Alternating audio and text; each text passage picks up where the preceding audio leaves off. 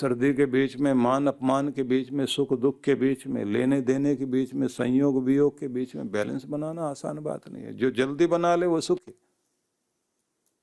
चोट लगेगी। जिन्होंने अपने आप को, क्योंकि प्रकृति अपना काम कर रही है, प्रकृति आपको धीरे धीरे आपके अंदर लगे हुए घावों को भरना शुरू करती है।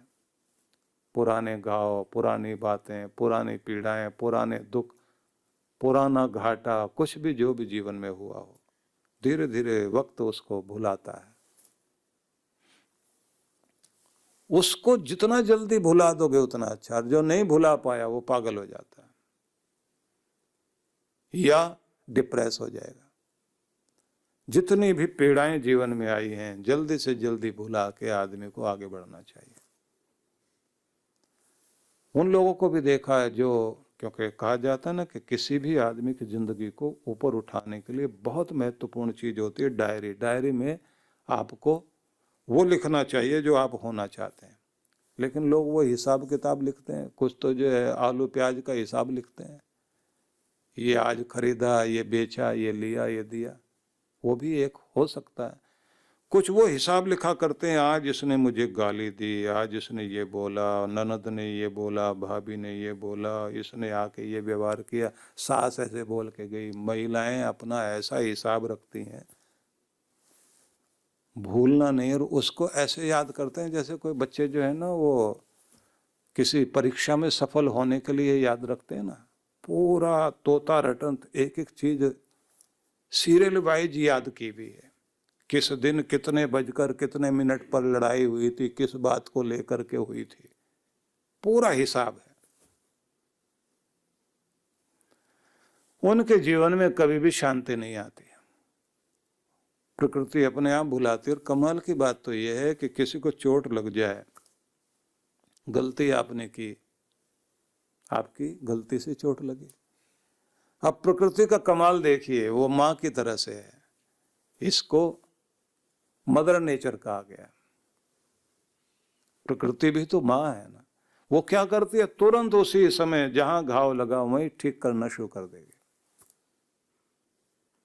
बहता हुआ खून, उस बहते हुए खून में कुछ ऐसे थक्के होते हैं, ऐसी व्यवस्था भगवान ने की है कि वो वहां जाकर के जम जाता है और वहीं सारे सिपाही आकर के अंदर से घेरा बना लेते हैं कि जिससे कोई वायरस अंदर ना जाए। ठीक करने की प्रक्रिया शुरू हो गई। डॉक्टर भी अगर जो है वहां पर दवाई लगाकर पट्टी कर भी दे तो उसका काम क्या है, सिर्फ इतना ही कि कोई वायरस शरीर के अंदर उसे गलाने वाला, पकाने वाला, सूजन पैदा करने वाली चीज ना अंदर चली जाए। जोड़ने का, ठीक करने का काम कौन करता है? प्रकृति, ये मदर नेचर। ये अपने आप उस घाव को जो उंगली में लगा हुआ था वहीं से वहीं ठीक करना शुरू करती है और ऐसी रिपेयरिंग करती है कि उसी तरह से वैसा का वैसा कर देती है। ज्यादा बड़ा घाव लगा है तो निशान हल्का सा रह जाएगा, और अगर उस पर भी आप लोग थोड़ा सा ध्यान दे दें तो समय के साथ वो भी हट जाता है। गलतियों को तुरंत, ये नहीं प्रकृति कहती हुई चोट तो लगवाए और ठीक मैं करूं, मैं क्यों करूं ठीक। बच्चे को चोट लगी, माँ तुरंत दौड़ कर आती है, पिता तो वहीं से डांट रहा है, एक बार और गिर के दिखा, इस बार जो है होठ पर चोट लगी, अब की बार दांत टूटेगा तेरा। क्या क्या बोलता है पिता खड़ा होकर, गुस्सा कर रहा है, और माँ वो फटाफट उसको लेकर के उसके होठ पर भी दवाई लगा रही है और अपने गले लगाकर प्यार कर रही है। ये जो रूप है, ये कहा गया है कि ये ममता वाला रूप है। और फिर क्षमा वाला भाव उस माँ में है तो उसके कारण क्या होता है कि क्षमा वाले भाव के साथ में उसे भी समझाएगी और माफ भी करेगी। इसलिए दुनिया आपके लिए कठोर हो सकती है, माँ कठोर नहीं होती। फिर भी मैं आपको ये कहना चाहूँगा, प्रकृति के ये दोनों नियम काम करते हैं। भगवान को कहा गया वो न्याय करने वाला, न्यायकारी, साथ में कहा गया वो दयालु। अब दोनों चीजें कैसे, जहां दया वाली बात है वहां ठीक कर रहा है, और जहां न्याय करने वाली बात है गलती करोगे तुरंत चोट लगेगी। अब अगले श्लोक को देखिए, जहां कहा गया है संतुष्ट सततम योगी यत् आत्मा दृढ़ निश्चय। वह भक्त जो मेरा प्यारा है वो सदा संतुष्ट रहता है। जो भी मिला, जितना मिला, जैसा दिया गया, जिस रूप में दिया गया, जिस तरह का दिया गया, उसे पा करके जो धन्यवाद करना शुरू कर दे और संतुष्ट होकर के कहे भगवान तेरी बहुत बड़ी कृपा है, जो तूने दिया है मैं उससे संतुष्ट हूँ, तृप्त हूँ और तेरे प्रति धन्यवादी हूँ, तो कहते हैं बस वहां कृपा होती है। शिकायत से अलग हट करके, बेचैनी को हटाकर जो धन्यवाद करना सीख गया, उसको सीढ़ियां चढ़ने का मौका मिल गया भगवान के धाम की ओर आने का। इसलिए संतुष्ट हों, तृप्त हों, शांत हों। और इसका तरीका क्या है? आप अपने जीवन में प्राप्त वस्तु को लेकर भगवान का प्रसाद समझें और उतने में खुश होकर धन्यवाद करें। धन्यवाद करते हुए और अच्छा ऐसा कुछ करिए कि जिससे जीवन में और भी आए और खुश हो सकें और धन्यवाद कर सकें और आगे बढ़ सकें। इस बेचैनी में नहीं कि ये कम है और मिलना चाहिए। आपके पात्र में जितना पड़ा है उसका आनंद लेना सीख जाइए। जो नहीं है उसके बारे में अगर सोचने बैठ गए तो आप कभी भी प्राप्त की खुशी मना नहीं पाओगे। इसलिए प्राप्त को जब तक पर्याप्त नहीं मानोगे और संतुष्ट नहीं होगे, धन्यवाद नहीं करोगे, तब तक उन्नति, आंतरिक उन्नति नहीं होगी। पश्चिम का जगत ये कहता है कि संतुष्ट होकर आप बैठ गए तो आप कभी भी तरक्की नहीं कर सकते। आपको बेचैनी पैदा करनी पड़ेगी, आपको अपने अंदर खलबली पैदा करनी पड़ेगी कि मुझे और आगे जाना, मुझे और आगे जाना चाहिए। अरस्तु को मैंने पढ़ा, अरिस्टोटल बहुत बड़े फिलॉसफर, उन्होंने जिस समय सिकंदर को अपना उपदेश दिया था उसमें 5 पंक्तियां बड़ी महत्वपूर्ण थी। उसमें से एक पंक्ति ये भी थी कि आज की उपलब्धि में संतुष्ट रहो,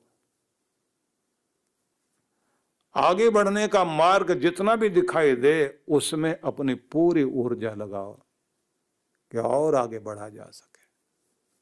लेकिन जो आज की उपलब्धि है उसमें संतुष्ट होकर आनंद मनाना जरूर सीखो। हमारी गलती कहाँ होती है? जो आज की उपलब्धि है उसमें तो हम बेचैन हैं, उसका तो धन्यवाद करते नहीं, उसमें तो हम खुश हैं नहीं। कल के लिए हम आज बेचैन हो रहे हैं और बेचैन होने के बाद भी आगे बढ़ने के लिए सही दिशा में कदम नहीं उठाते। आगे बढ़ने के लिए सही योजना बनाइए, आगे से आगे जाइए, लेकिन आज की प्राप्त वस्तु को पा करके इतने आनंदित हो जाओ जैसे बच्चे को कल क्या दोगे वो उसके बारे में नहीं सोचता, जो मिला उसका आनंद मनाता है, वो उसमें ही आनंदित हो जाएगा। इसलिए अगर बच्चे को आप ये कहोगे कि कल तुम्हें ये चीज देंगे तो वो तैयार नहीं होता। दुकान पर लिखा हुआ है ना, आज नकद कल उधार, तो वो और किसी को समझ में आए ना आए बच्चे को जरूर याद आता है। उसको पढ़ना भी नहीं आता, वो कहता नकद सौदा आज करो, उस उधार की बात मत करो कि कल तुम मुझे ये दिलवाओगे वो दिलवाओगे। माँ बोलती है ना, कल हम फिर आएंगे यहाँ और तुम्हें जो है इससे भी बड़ा खिलौना दिलवाएंगे, आज छोड़ो इसको, ये अच्छी दुकान नहीं है। बच्चा कहेगा कि नहीं, जो है उसी में से वही दिलवा दो, मैं तो जो है कम अच्छे वाले ही दिलवा दो आप। वो आपके सपनों में नहीं जाता। आज नगद कल उधार, और धर्म को भी कहा गया, पुण्य को भी कहा गया कि वह आज का नकद सौदा बन जाना चाहिए, आज अभी इसी समय। और अगर पाप या बुराई कोई हो तो उसको भले ही कल पर टाल दो। कमाल की बात यह है कि बुराई कभी भी कल के लिए विचार नहीं करती। बुराई भी इतनी जिद्दी होती है, वो कहती है आज अभी इसी समय। गुस्सा करोगे तो आप कभी ये नहीं कहोगे 4 दिन बाद आऊंगा तब इसको 2 गाली दे करके जाऊंगा। आदमी कहता तुरंत हिसाब हो जाए अभी इसी समय। धन्यवाद करना हो तो आदमी कहता कभी जब इधर आएंगे तो इनको थैंक्स करते चले जाएंगे। उसको हमने रख दिया उधार पर। अच्छाई को हम कल पर टालते हैं और बुराई को आज पर। बुराई को कभी भी कल पर नहीं रखते। गुरजेफ, जॉर्ज गुरजेफ इतना बड़ा चिंतक और इतना बड़ा ध्यानी व्यक्ति, उसके जीवन को सबसे अधिक प्रेरणा इसी बात से मिली जब उसके परिवार में ये समझाया गया कि किसी से अगर गुस्सा करना हो तो 24 घंटे का समय लगा देना, 24 घंटे बाद ही गुस्सा करना। बड़ी अजीब तरह की कहानी है उनकी। दादी माँ ने एक सेब दिया था और सेब देते हुए एक कहानी बड़ी प्यारी गुरजेब के जीवन की है, लेकिन इस समय उस प्रसंग को न दोहराते हुए आपको आगे लेकर चलता हूं कि सदैव संतुष्ट रहना, स्थिर रहना और जो कुछ भी आनंद आपने अपने जीवन में पाया, खुशी के क्षण पाए, उन्हें बढ़ाओ, घटने मत दो। इसको थोड़ा सा दूसरे ढंग से सोचते हैं हम लोग। हम अपने दुख को बढ़ाते हैं याद कर करके, उसी में दिमाग लगाकर। अपने सुख के क्षणों को बढ़ाओ, आप मुस्कुराहट वाली चीजों को बढ़ाइए, उसके बारे में ज्यादा सोचिए। अगर आप दुख के बारे में ज्यादा सोचेंगे तो दुख आपका बढ़ेगा। और खास बात यह कि आपको हंसने हंसाने की अगर आदत पड़ गई, खुश रहने की आदत पड़ गई, तो आप देखेंगे आपका पूरा शरीर तो साथ देता ही है, पूरा ब्रह्मांड आपके साथ होता है। शिकायत करने की आदत पड़ जाए तो हर चीज आपसे दूर जाने लग जाती है। बच्चे भी उसी के पास आकर बैठते हैं जो खुद हंसे और हंसाए, उनको लगता है ये आदमी बहुत काम का है। और जो खुद परेशान रहे, कुछ बुजुर्गों को देखा है जो बच्चों को देखकर बहुत गुस्सा करते हैं, मोहल्ले भर के बच्चे उसी को चिढ़ाने के लिए आते हैं और वो उनके पीछे भाग रहा होता है डांटने के लिए। ऐसे बूढ़े लोगों को भी देखा है जो चिढ़ते हैं और बच्चे उनको चिढ़ाने के लिए चारों तरफ से घेरा डालकर खड़े होते हैं, कुछ न कुछ ऐसी हरकत करके जाएंगे जिससे वो और चिढ़े, और वो कहेगा पूरे मोहल्ले भर के बच्चे मेरे साथ क्यों लगे हुए, मेरे साथ ही बुरा क्यों कर रहे हैं। और कुछ वे भी होते हैं जिसको बच्चे सभी दादाजी दादाजी कह करके, पड़ोस के जो नहीं जानते वो भी आके खड़े हुए हैं, वो खुद आनंदित है और बच्चों के साथ आनंदित हो रहा है। ये पूरी दुनिया उसी तरह की है कि आप अपने आनंद का वातावरण बनाना चाहते हैं या अपना चारों तरफ का वातावरण दुख का बनाना चाहते हैं। उन लोगों को भी देखा मैंने जिनको बहुत बड़ी बीमारी हो गई, जल्दी से भूले और अपने आप को अच्छी तरफ लगा लिया, और उनके शरीर में बीमारी को ठीक करने वाले तत्व इतने अच्छे से काम करने लग गए कि उन्होंने बहुत जल्दी अपने को ठीक कर लिया। और जिन्होंने ये कहना शुरू कर दिया ये बीमारी दोबारा भी आ सकती है, सुना है इस बीमारी के बारे में, ये तो पीछा छोड़ती नहीं। तो जिन लोगों को ऐसे देखा उनको बहुत जल्दी थोड़े टाइम के बाद में बीमारी फिर आ गई।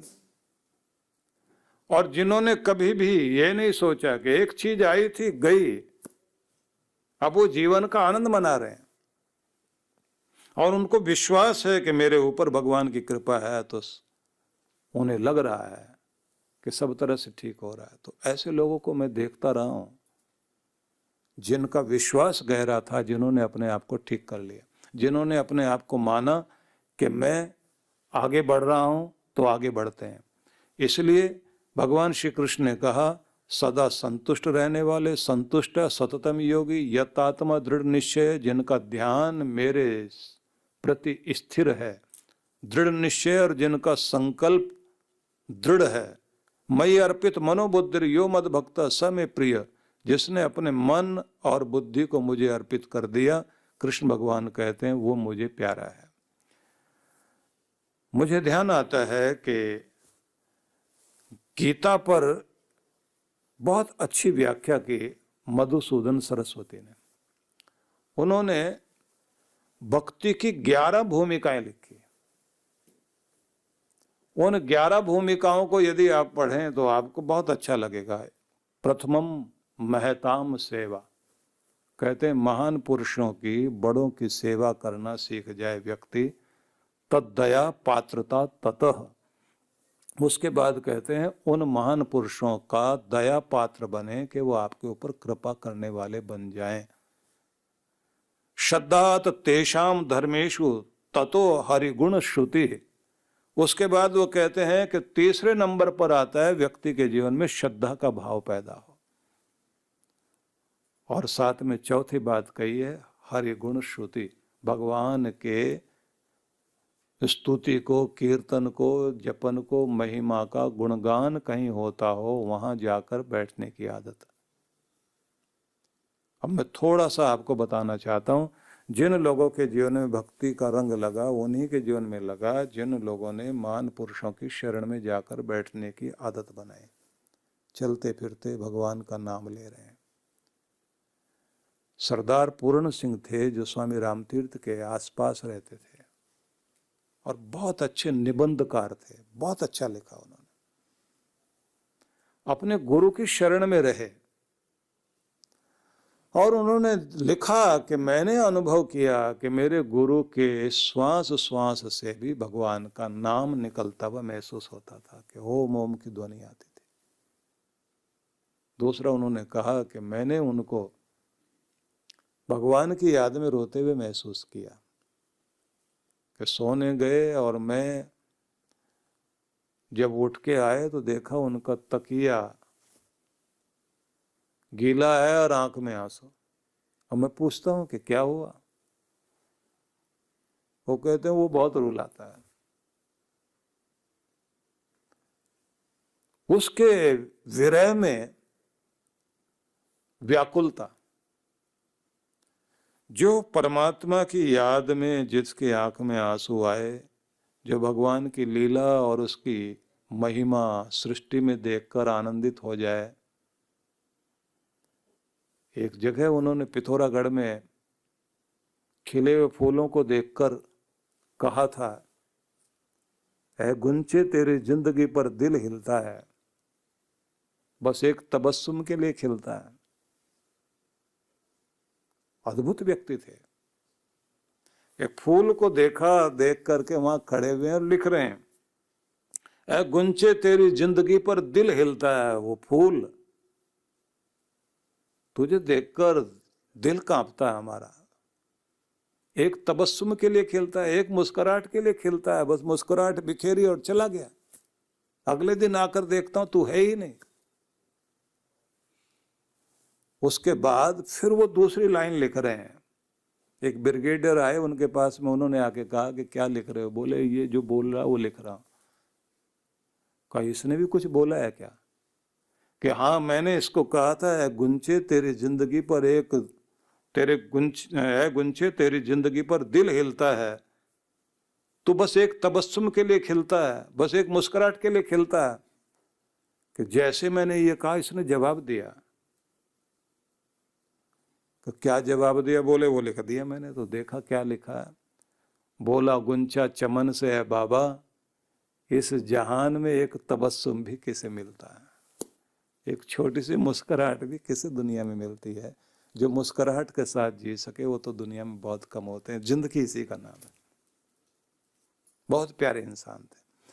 गुरु की शरण में रहते रहते जिन लोगों ने अपने जीवन में भक्ति पाई, हर समय आनंदित, हर समय संतुष्ट और संतुलन बनाकर चल रहे हैं, क्योंकि संतुष्टि के साथ शुरू होता धन्यवाद करना। इसलिए कहते हैं कि भगवान का धन्यवाद करने से ही आपकी भक्ति आगे बढ़ती है। इसलिए मैं ये निवेदन करना चाहूँगा कि कुछ भी हो, अपने गुरु की शरण और भगवान का नाम जिह्वा पर और हाथों से सेवा का कार्य।